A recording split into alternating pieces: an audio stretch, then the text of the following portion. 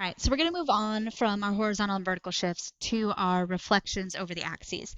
So first things first, we're going to do a different parent function and a new table to play with just so we can see something different, especially because we're going to find out that our absolute value function is even, and therefore we can't actually see reflections over the y, but still, might as well explore more. I want us first to ponder, we have two different reflections, right? We have this idea that we could take something and we could start with the square root of x, right? And then we could either reflect it over the x-axis or we could reflect it over the y-axis. And I think the wording here can get students in trouble because when we think about what's happening, we really need to think about which of the two things are changing.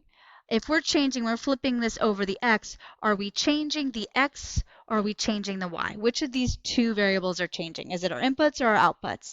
And hopefully we can see that a point that was on the original function has the exact same x as the transformed function, but it has a different y. So when we reflect over the x, we are changing the y. And when we reflect over the y-axis, same idea. We have the same exact output, but for different inputs. So this is a change in our x variable. So we're going to use those same rules that we had before about our horizontal and vertical shifts to figure out where this reflection is happening. So if we're talking about something happening to our y's, we should hopefully think that means then this is going to happen where in terms of my function? Outside, right? On the outside of my function. So let's go ahead and look at, I'm going to need my f of x. Let me, that's fine. I can do both here. We'll do g of x is equal to negative on the outside. And then hopefully we remember that our reflections are that way. And then for our over the y, let's make h of x equal to, hopefully if we think about changing the x's, this happens on the inside of our function. So this would be negative inside of that square root symbol. And so we'll go ahead and graph both of these and we'll see what happens with the table. So let's start with our initial f of x table. So for this one, the domain is restricted, so there's no point in plugging in negative numbers here. 0, 1. In fact, I'm only going to plug in things that have nice, pretty square roots because I hate graphing decimals. The square root of 0 is 0, 1 is 1, 4 is 2, 9 is 3. So we could go ahead and graph this, even though we already knew what the graph looked like. Here is my beautiful, beautiful graph. 0, 1, 4 is 2, 9 is 3.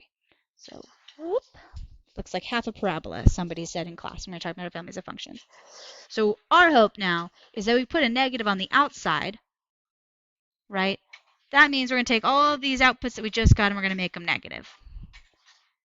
So let's, oops, I forgot my negatives on half of them.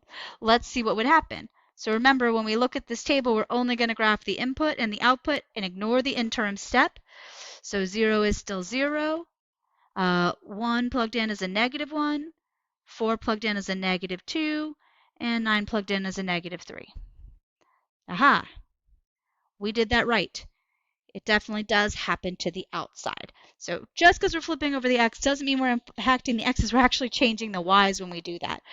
And then we could, of course, look at our g of x is equal to negative x. Now remember, if I'm doing that, we want the square root of negative x as my outputs. And those outputs aren't going to change. They're still going to be the original square root. Remember, this is just, if I plug something in, some cat face, into my square root, I know that that cat face thing pops out 0, 1, 2, 3. Just so happens that we could go through that step.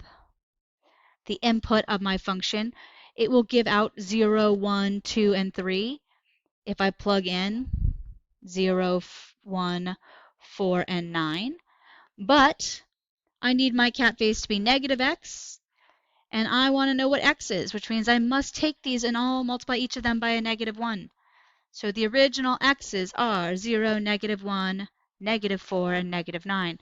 So now you can see that's going to result in my parabola going, or have that parabola, that radical function, flipped over the y.